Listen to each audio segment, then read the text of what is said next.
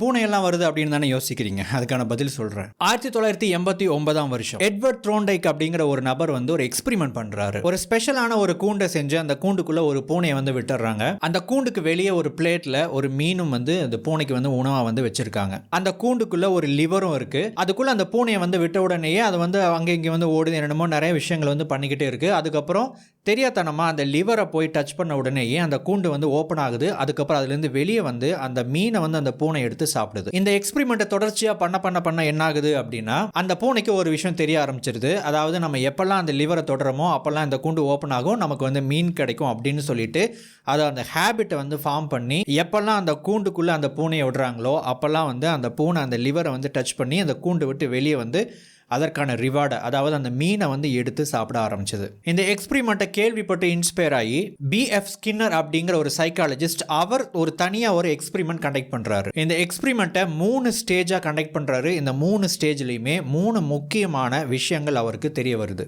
இந்த பூனைக்கு செஞ்ச கூண்டு மாதிரியே அவரும் தனியா வந்து ஒரு ஸ்பெஷலான ஒரு கூண்டை செய்யறாரு. அதுக்குள்ள வந்து ஒரு லிவர் செட் பண்றாரு. அதுக்குள்ள பூனைக்கு பதிலாக இந்த தடவை எலியை வந்து விடுறாரு. அந்த கூண்டுக்கு வெளியே அந்த எலிக்கு பிடிச்ச உணவையும் வந்து வைக்கிறாங்க. அந்த கூண்டுக்குள்ள விட்ட உடனே அந்த எலி நிறைய விஷயங்கள் வந்து பண்ணுது. ஒரு வழியா அந்த லிவரை வந்து டச் பண்ணும்போது அந்த கூண்டு ஓபன் ஆகுது. அதுக்கப்புறம் வெளியே வந்து அதுக்கு பிடிச்ச அந்த உணவையும் எடுத்து சாப்பிடுது. அதுக்கு ஒரு ரிவார்ட் கிடைக்குது. இந்த எக்ஸ்பெரிமெண்ட்டை திரும்ப கண்டக்ட் பண்ணதுல அந்த எலிக்கு ஒரு விஷயம் புரிஞ்சிருது. அதாவது நம்ம எப்பெல்லாம் அந்த லிவரை டச் பண்றோமோ அப்பெல்லாம் இந்த கூண்டு ஓபன் ஆகும், நமக்கான உணவு கிடைக்கும் அப்படிங்கிற ஒரு விஷயம் தெரிஞ்சதுக்கு அப்புறம் எப்பெல்லாம் வந்து அந்த எலிக்கு பசி எடுக்குதோ அப்ப மட்டும்தான் அந்த எலி அந்த லிவரை டச் பண்ணி வெளியே வந்து அந்த உணவை வந்து எடுத்து சாப்பிட்டுச்சு. ஸோ இதை வந்து பாசிட்டிவ் ரீஎன்ஃபோர்ஸ்மெண்ட் அப்படின்னு சொல்றாரு. நாமும் இதே மாதிரி தான். நமக்கு வந்து ஒரு விஷயத்தை வந்து புதுசாக செய்வோம். அதில் வந்து நமக்கு ஒரு பாசிட்டிவான ஒரு பெனிஃபிட் நமக்கு கிடைக்கும் போது அதை நம்மளை மோட்டிவேட் பண்ணி திரும்ப அந்த வேலைகளை நம்ம செய்யறதுக்கான மோட்டிவேஷன் நமக்கு கிடைச்சு நம்ம அந்த வேலைகளை திரும்ப செய்வோம். இப்போ ரெண்டாவது ஒரு எக்ஸ்பெரிமெண்ட் கண்டக்ட் பண்றாரு. ஸோ அந்த கூண்டுக்குள்ள இன்னொரு புது எலியை வந்து விடுறாங்க. ஸோ இப்போ என்ன பண்றாங்க அப்படின்னா, அந்த கூண்டுக்கு வந்து ஒரு எலக்ட்ரிக் ஷாக் கொடுக்குறாங்க. அந்த எலி வந்து அந்த எலக்ட்ரிக் ஷாக்கால கஷ்டப்படுது.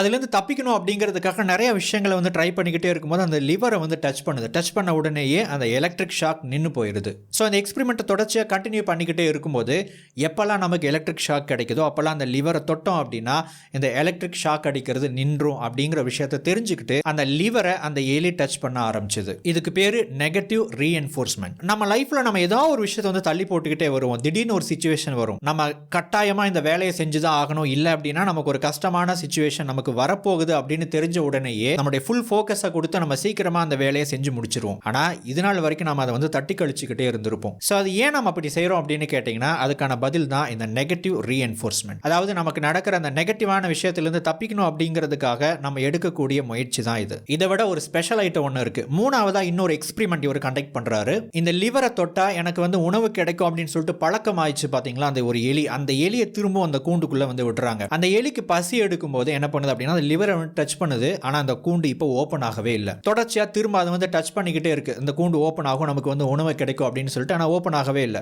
ரேண்டமா, அதாவது முதல் தடவை 10 தடவை அந்த லிவரை டச் பண்ணதுக்கு அப்புறம் அந்த கூண்டு ஓபன் ஆச்சு. ரெண்டாவது தடவை 15 முறை அந்த லிவரை தொட்டதுக்கு அப்புறம் அந்த கூண்டு ஓபன் ஆச்சு. மூணாவது தடவை 25 தடவை அந்த லிவரை டச் பண்ணதுக்கு அப்புறம் தான் அந்த கூண்டு ஓபன் ஆச்சு. ஸோ டச் பண்ண உடனே அந்த கூண்டு ஓபன் ஆகல, அதுக்கான உணவு கிடைக்கல அப்படிங்கிறதுனால தொடர்ச்சியா நாம அந்த லிவரை டச் பண்ணிக்கிட்டே இருக்கணும் அப்படிங்கிற ஒரு விஷயத்த அந்த எலி புரிஞ்சுக்குது. அதுக்கப்புறம் எப்பெல்லாம் வந்து அந்த கூண்டுக்குள்ள அந்த எலியை விடுறாங்களோ அப்ப இருந்து அந்த லிவரை வந்து இந்த எலி டச் பண்ண ஆரம்பிக்குது. இன்னொரு விதத்தில் சொல்லணும் அப்படின்னா அந்த லிவரை டச் பண்றதுக்கு இந்த எலி அடிக்ட் ஆயிருச்சு. இதுக்கு பேரு டோபமைன் வேரியபிள் ரிவார்ட் சிஸ்டம். இப்போ நம்ம கதைக்கு வருவோம். கொஞ்சம் யோசிச்சு பாருங்களேன். நம்ம இந்த சோஷியல் மீடியாவை ஆரம்ப நிலையில நம்ம பயன்படுத்தும் போது நமக்கு என்ன கிடைச்சது? ஒரு ரிவார்டு கிடைச்சது. நம்ம ஒரு ஃபன்னி வீடியோ பார்க்கும்போது நமக்கு நிறைய சிரிப்பு வந்துச்சு. நல்ல ஒரு குவாலிட்டியான ஒரு வீடியோ பார்க்கும்போது நமக்கு நல்ல ஒரு எஜுகேஷன் கிடைச்சது. நல்ல ஒரு படம் பார்க்கும்போது நமக்கு ஒரு நல்ல என்டர்டெயின்மெண்ட் கிடைச்சது. ஆரம்பத்தில் கிடைச்ச அதே குவாலிட்டி ஆஃப் என்டர்டெயின்மெண்ட்டோ எஜுகேஷனோ அந்த ஃபன்னோ இப்போ நமக்கு கிடைக்கல. ஆனா இதை நம்ம பயன்படுத்துறோம் பாத்தீங்களா, இதுக்கு நாம அடிமையாயிட்டோம். நம்ம தேடிக்கிட்டு இருக்கிற அந்த விஷயம், அதாவது அந்த ஃபன்னோ அல்லது என்டர்டெயின்மெண்ட்டோ அந்த எஜுகேஷனோ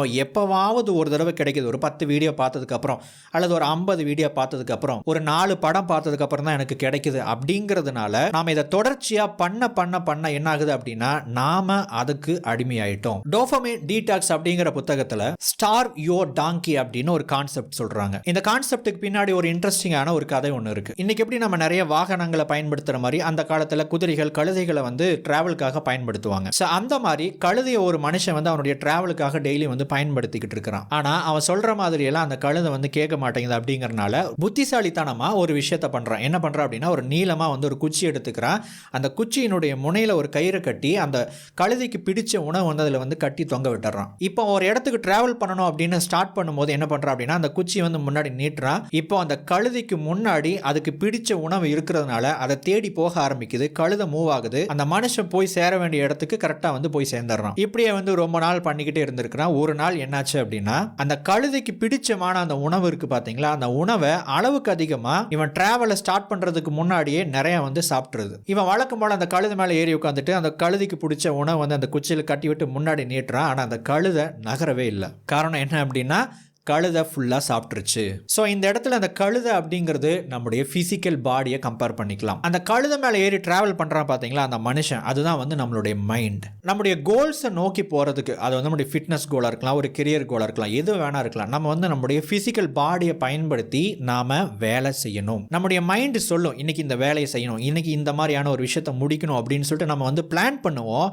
ஆனால் நம்முடைய ஃபிசிக்கலாக நாம் மூவ் ஆக மாட்டோம். காரணம் என்ன அப்படின்னா, நம்ம அளவுக்கு அதிகமாக இந்த கழுதை சாப்பிட்டுருச்சு. அதாவது அளவுக்கு அதிகமா டோபமீனை இது வந்து உற்பத்தி பண்ணனதுனால, அதுக்கு பழக்கமானதுனால கழுதையால இந்த உடம்பால என்னுடைய கோலுக்கு தேவையான வேலைகளை செய்ய முடியறது இல்ல. நாம ஒரு வேலையை செஞ்சு முடிக்கும் போது நமக்கு வந்து ஒரு ரிவார்டு கிடைக்குது பாத்தீங்களா. அந்த ரிவார்டு கிடைக்கும் போது நம்முடைய மூளையில இந்த டோபமீன் அப்படிங்கிற சுரப்பி சுரக்க ஆரம்பிக்கும். அந்த சுரப்பி சுரக்கும் போது நமக்குள்ள ஒரு நல்ல விதமான ஒரு ஃபீலிங் நமக்கு கிடைக்கும். அந்த ஃபீலிங் தான் அடுத்த தடவை அதற்கான வேலைகளை செய்யறதுக்கு மோட்டிவேட் பண்ணும். இந்த டோபமீன் அப்படிங்கிறது அளவுக்கு அதிகமாக சுரக்கப்பட்டுச்சு அப்படின்னா, அல்லது ஈஸியா சீப்பான வழியில கிடைச்சிருச்சு அப்படின்னா, நம்ம கஷ்டப்பட்டு ஒரு வேலையை செய்யணும் அப்படிங்கிற அவசியம் நமக்கு இல்லாம போகுது, அல்லது அந்த மோட்டிவேஷன் இல்லாம போகுது. ஸோ அதனால நம்ம என்னதான் கோலை செட் பண்ணாலும் அதை நோக்கி நம்மளால போக முடியறதில்ல, வேலை செய்ய முடியறதில்ல. இதை சரி செய்யணும் அப்படின்னா உங்களுடைய கழுதையை முதல்ல பட்டினி போடுங்க, அதுக்கப்புறம் அதுக்கு பிடிச்ச உணவு முன்னாடி வைங்க, தானா அந்த கழுதை நகர ஆரம்பிக்கும். சரி, இதை எப்படி செய்யறது அப்படிங்கிறத 3 முக்கியமான ஐடியாஸ் மூலமா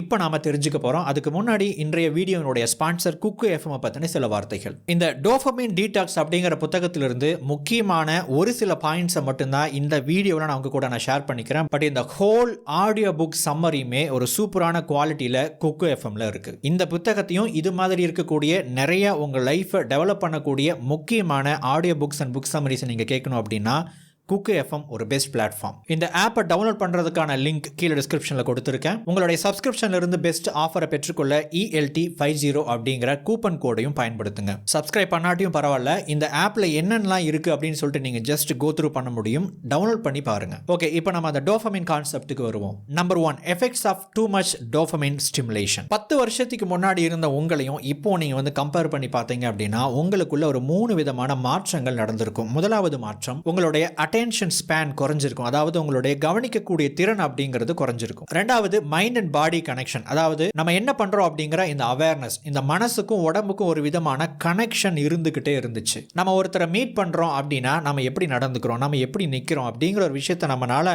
கவனிச்சு பார்க்க முடிஞ்சது. ஆனா இப்போ நம்மை அறியாம போன் எடுத்து பார்க்க ஆரம்பிக்கிறோம். செல்போன்ல என்ன இருக்குன்னு சொல்லிட்டு நம்ம உள்ள போக ஆரம்பிச்ச உடனே நம்முடைய அவேர்னஸ் குறைஞ்சு போயிடுது. நம்மையும் அறியாம வேற ஒரு உலகத்துல டிராவல் பண்ண ஆரம்பிச்சிடுறோம். மூணாவது, உங்களுடைய தூங்கக்கூடிய நேரம், ஸ்லீப்பிங் டைம் அப்படிங்கிறது நிறைய குறைஞ்சிருக்கு. ஒரு காலத்துல இந்த டைம்ல நான் வந்து படுத்து தூங்கிடுவேன் அப்படின்னு சொல்லிக்கிட்டு இருந்த நீங்க இன்னைக்கு எப்ப தூங்குறீங்க அப்படிங்கறத உங்களாலேயே கணிக்க முடியாத ஒரு நிலைமை இருக்கு. இது எல்லாத்துக்கும் காரணம் என்ன அப்படின்னு கேட்டீங்கன்னா அதுதான் ரெண்டாவது ஐடியா, சீப் டோபமைன். இந்த டோபமைன் அப்படிங்கிற அந்த சுரப்பி நமக்கு ஒரு ரிவார்டு கிடைக்கும் போது நம்முடைய மூளையில சுரக்கும் அப்படின்னு பார்த்தோம் இல்லைங்களா. ஆக்சுவலி டோபமைன் அப்படிங்கிறது ஒரு நல்ல விஷயம் தான், ஒரு நல்ல சுரப்பி தான். ஆனா இந்த டோபமைன் எப்படி கிடைக்குது அப்படிங்கிற ஒரு முக்கியமான ஒரு விஷயம் இருக்கு. இன்னைக்கு நம்முடைய சோஷியல் மீடியா யூசேஜ்னால நமக்கு ரொம்ப ஈஸியா சீப்பா நமக்கு அந்த டோபமைன் அப்படிங்கிறது கிடைக்குது. இந்த சீப் டோபமைன் வந்து ஷார்ட்ஸ் பார்க்கறதுனால கிடைக்குது, ரீல்ஸ் பார்க்கறதுனால கிடைக்குது, நிறைய ரேண்டமா வந்து ஸ்க்ரால் பண்றதுனால கிடைக்குது. ஸோ நமக்கு ரொம்ப சீப்பா